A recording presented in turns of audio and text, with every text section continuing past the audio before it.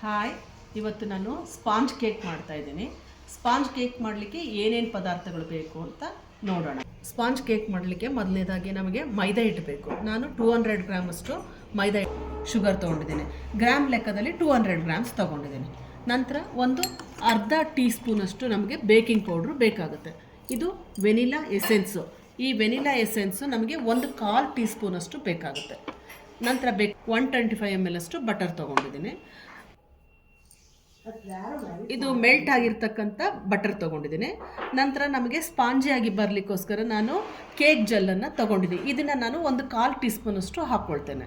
ನಾನು ಇದಕ್ಕೆ 4 ಎಗ್ಗನ್ನು ತೊಗೊಂಡಿದ್ದೀನಿ. ಮಿಷಿನ್ಸ್ ಬರ್ತದೆ, ನಾನು ಚಿಕ್ಕ ಮಿಷಿನ್ ತೊಗೊಂಡಿದ್ದೀನಿ. ಈ ಥರ ಮಿಷಿನಲ್ಲಿ ಒಂದು 50 ಸೆಕೆಂಡ್ಸ್ ಅಥವಾ 1 ಮಿನಿಟ್ ಅಷ್ಟು ಬರೋ ಹಾಗೆ ಬೀಟ್ ಮಾಡ್ಕೋಬೇಕು. ಅದು ಮಿಷಿನ್ ಕೆಪ್ಯಾಸಿಟಿ ಮೇಲೆ ನಿಮಿಷ ತೊಗೊಳ್ತದೆ. ನಾನೀಗ ಇನ್ನೊಂದು ಬೌಲಿಗೆ ಸಕ್ಕರೆ ಮತ್ತು ಬೆಣ್ಣೆಯನ್ನು ಹಾಕ್ಕೊಂಡು ಕಲಿಸ್ಕೊಳ್ತಾ ಇದ್ದೀನಿ. ಅದನ್ನು ಒಂದೇ ಸರಿ ಹಾಕ್ಕೊಳ್ಬಾರ್ದಲ್ಲ, ನಾನು ಸ್ವಲ್ಪ ಒಂದು 2 ಸರಿ ಹಾಕ್ಕೊಳ್ತೇನೆ. ಈಗ ಬೆಣ್ಣೆ ಹಾಕ್ಕೊಳ್ತಾ ಇದ್ದೇನೆ. ಈ ಥರ ಹಾಕ್ಕೊಂಡು ಕಲಿಸ್ಕೋಬೇಕು. ಮತ್ತೆ ಸಕ್ಕರೆ ಹಾಕ್ಕೋಬೇಕು ಒಂದು ಸ್ವಲ್ಪ ಕರಗಿದಾದ್ಮೇಲೆ. ಸಕ್ಕರೆನ 2ನೇ ಬಾರಿ ಹಾಕ್ಕೊಳ್ತಾ ಇದ್ದೀನಿ. ಮತ್ತು ಇನ್ನೊಂದು ಸರಿ 3ನೇ ಸರಿ ಹಾಕ್ಕೊಳ್ತೀನಿ. ಈಗ 3ನೇ ಸರಿ ಹಾಕ್ಕೊಳ್ತೀನಿ. ಒಂದೇ ಸರಿಗೆ ಹಾಕ್ಕೋಬಾರ್ದು, ಒಟ್ಟಿಗೆ ಶುಗರ್ ಹಾಕ್ಕೋಬಾರ್ದು. ಒಂದು 2 ಅಥವಾ 3 ಸ್ಪ್ಲಿಟ್ಟಲ್ಲಿ ಹಾಕ್ಕೊಂಡು ಅದನ್ನು ಚೆನ್ನಾಗಿ ಬೀಟ್ ಮಾಡಬೇಕು.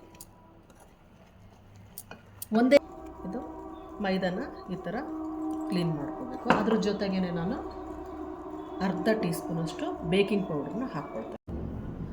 ಬೆಣ್ಣೆಗೆ ನಾನು ಎಗ್ ಬೀಟ್ ಮಾಡಿರೋದು ಫೋಮ್ ಥರ ಬಂದಿರೋದನ್ನು ಒಂದು 2 ಇದರಲ್ಲಿ ಹಾಕಿ, ಹೀಗೆ ಫೋಮ್ ಥರನೇ ಬರಬೇಕು ಅದು ಬೀಟ್ ಮಾಡಿದಾಗ.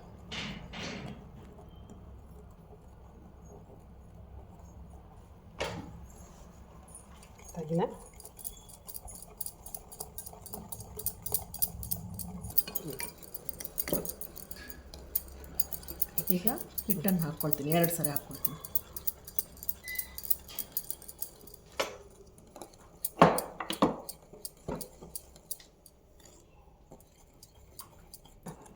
ಈಗ ಸೆಕೆಂಡ್ ರೌಂಡ್ ಹಾಕಿ.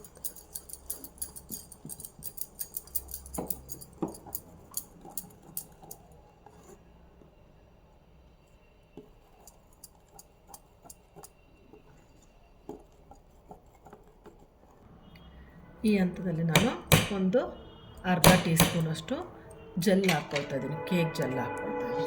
ಅದನ್ನು ಹಾಕ್ಕೊಂಡು ಎಸೆನ್ಸನ್ನು ಹಾಕ್ಕೊಳ್ತಾ ಇದ್ದೀನಿ.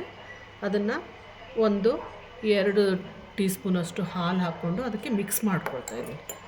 ಈ ಥರ ಮಿಕ್ಸ್ ಮಾಡ್ಕೊಳ್ತಾ ಇದ್ದೀನಿ.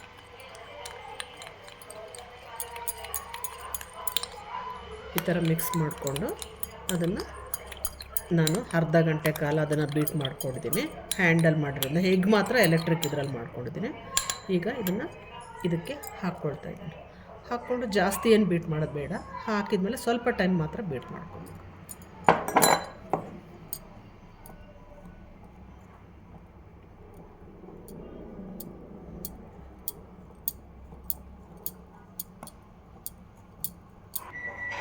ಇದು ಈ ಥರ ಹೀಗೆ ಹಿಟ್ಟು ಈ ಥರ ಆಗಿರುತ್ತೆ ಹಾಕಿದಾಗ.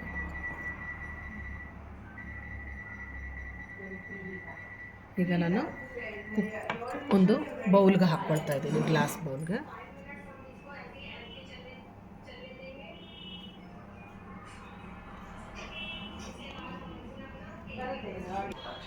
ಈ ಥರ ಎಲ್ಲ ಬೌಲ್ಗೆ ಹಾಕಿದ್ದೀನಿ.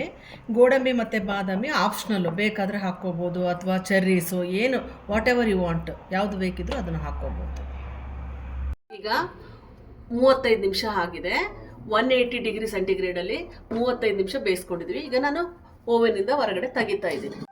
ಅರ್ಧ ಗಂಟೆ ಆದಮೇಲೆ ತಣ್ಣಗಾದಮೇಲೆ ಕಟ್ ಮಾಡ್ಕೋಬೇಕು. ಈ ಥರ ಕಟ್ ಮಾಡ್ಕೋಬೇಕು. ಈಗ ಇದು ಕಟ್ ಮಾಡಿರೋದು ಹೇಗೆ ಸ್ಪಂಜ್ ಥರ ಈಗ ಸ್ಮೂತ್ ಬಂದಿದೆ ನೋಡಿ. ಹೀಗೆ ನೀವು ಮನೇಲಿ ಒಂದ್ಸರಿ ಕೇಕನ್ನು ಟ್ರೈ ಮಾಡಿ ನೋಡಿ. ಸೊ ಓವೆನಲ್ಲೂ ಮಾಡ್ಬೋದು, ಹಾಗೆ ಪಾತ್ರೆ ಕುಕ್ಕರ್ಲಿ ಇಟ್ಬಿಟ್ಟು ಮಾಡ್ಬೋದು. ಟೇಸ್ಟ್ ಮಾಡಿ ನೋಡಿ, ಲೈಕ್ ಮಾಡಿ, ಶೇರ್ ಮಾಡಿ. Bye bye. Thank you.